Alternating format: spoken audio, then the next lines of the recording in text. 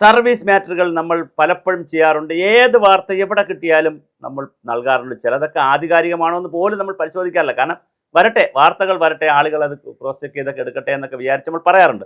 പക്ഷേ എന്നാൽ ഇപ്പോൾ കുറേ അധികം ആധികാരികമായി നമുക്കൊരു വാർത്ത പറയാൻ കഴിയുന്നത് മെഡിസെപ്പിനെ സംബന്ധിച്ച് എംപാനൽ ചെയ്യാത്ത ഹോസ്പിറ്റലുകൾക്കും എന്ത് കൊടുക്കണം, റീഇംബേഴ്സ്മെൻറ്റ് കൊടുക്കണം എന്നുള്ള ഹൈക്കോടതിയുടെ അതിശക്തമായൊരു വിധി വന്നിട്ടുണ്ട്. അത് സർക്കാർ ഉദ്യോഗസ്ഥർ ഗൗരവമായി പഠിച്ചിരിക്കേണ്ട വിഷയമാണ്. കേസ് എന്ന് പറഞ്ഞാൽ Anilkumar BS versus state of medical officer. വിധി വന്നത് 8/7/2026 അതായത് ജൂലൈ മാസം 8-ാം തീയതി വന്ന വിധിയാണ്. കോടതി ഹൈക്കോടതിയാണ്. എറണാകുളത്തെ ബിജു എബ്രഹാം എന്ന് പറയുന്ന ജഡ്ജിയാണ് ഉത്തരവിട്ടിരിക്കുന്നത്.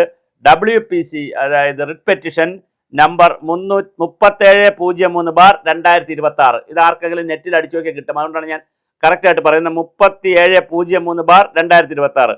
Citation 2026 KER 552. KER 552.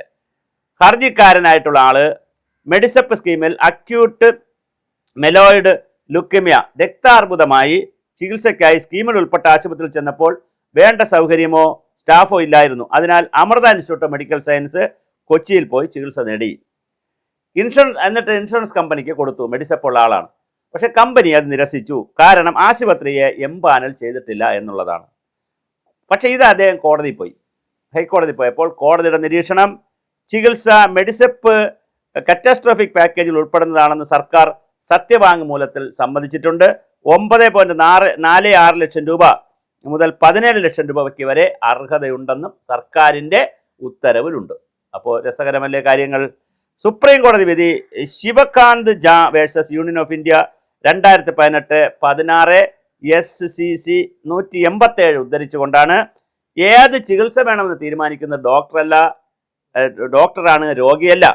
ആശുപത്രിയുടെ പേര് സർക്കാർ ഉത്തരവിലില്ല എന്ന ഒറ്റ കാരണത്താൽ ക്ലെയിം നിഷേധിക്കാൻ പാടില്ല. യഥാർത്ഥ ചികിത്സ നടന്നോ എന്നതാണ് പരിശോധിക്കേണ്ടത്, അല്ലാതെ ആശുപത്രി എംപാനൽ ചെയ്തതാണോ എന്നുള്ളതല്ല. ഇത് വളരെ കൃത്യമായൊരു ഉത്തരവാണ്. അങ്ങനെയാണെങ്കിൽ സർക്കാർ ഉദ്യോഗസ്ഥർക്ക് വളരെ വലിയ ആവേശം നൽകുന്ന ഒരു ഉത്തരവാണ്. അന്തിമവിധി 4ാമത്തെ എതിർകക്ഷിയായ ഡിസ്ട്രിക്ട് ഗ്രീവിയൻസ് റിഡ്രസൽ കമ്മിറ്റിയിലെ ആളുകൾ ക്ലെയിം വീണ്ടും പരിശോധിക്കണം. ചികിത്സ യഥാർത്ഥത്തിൽ നടന്നുവെന്ന് രേഖകൾ വഴി ഉറപ്പാക്കണം. അങ്ങനെ ഉറപ്പായാൽ എംപാനൽ ചെയ്യാത്ത ആശുപത്രി ആണെങ്കിലും, എന്ന് പറഞ്ഞാൽ ഈ അമൃത ഇൻസ്റ്റിറ്റ്യൂട്ട് എംപാനൽ ചെയ്തിട്ടില്ലെങ്കിലും ക്ലെയിം നിരസിക്കാൻ പാടില്ല. 1 മാസത്തിനകം തുക അനുവദിക്കാൻ നിർദ്ദേശം. ഹർജിക്കാരന് വാദം കേൾക്കാൻ അവസരം നൽകിയ ശേഷം പ്രാധാന്യം മെഡിസെപ്പ് സ്കീമിൽ എംപാനൽഡ് ചെയ്തിട്ടില്ലാത്ത ആശുപത്രിയിൽ ചികിത്സ തേടേണ്ടി വന്ന എല്ലാ ജീവനക്കാർക്കും പെൻഷൻകാർക്കും ഈ വിധി വളരെ പ്രധാനപ്പെട്ടതാണ്. ചികിത്സ യഥാർത്ഥമാണെങ്കിൽ കേവലം ആശുപത്രി എംപാനലല്ല എന്നൊറ്റ കാരണത്താൽ ക്ലെയിം നിരസിക്കാൻ കഴിയില്ല എന്ന് ഹൈക്കോടതി കൃത്യമായി നിരീക്ഷിച്ചിരിക്കുകയാണ്. അപ്പോൾ കേരളത്തിലെ ഹൈക്കോടതിയുടെ ബിജു എന്ന് പറയുന്ന ജഡ്ജിയുടെ വളരെ കൃത്യമായ ഒരു വിധി വന്നിരിക്കുകയാണ്. ഇതെല്ലാ ആളുകളും ഈ വീഡിയോ പരമാവധി കേരളത്തിൽ എല്ലാ ഉദ്യോഗസ്ഥരിലും എത്തിക്കണം, ദയവായി എത്തിക്കണം. കാരണം ഇത് വളരെ വലിയ അത്യാവശ്യമുള്ളൊരു വീഡിയോ ആണ്. ഇതെല്ലാവരിലും ഈ വീഡിയോ എത്തിക്കുക.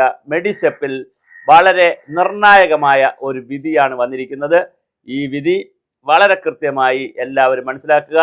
മെഡിസെപ്പിൻ്റെ ഈ വിധിയിലൂടെ വളരെ കൃത്യമായി ഏത് ഹോസ്പിറ്റലിൽ പോയി ഏത് ചികിത്സ വേണോ ചെയ്യാം. ചികിത്സ ഏതെന്ന് തീരുമാനിക്കുന്നത് രോഗിയല്ല, ഡോക്ടറാണ് എന്നുള്ള വളരെ കൃത്യമായിട്ടുള്ള ഒരു ഉത്തരവാണ് വന്നിരിക്കുന്നത്.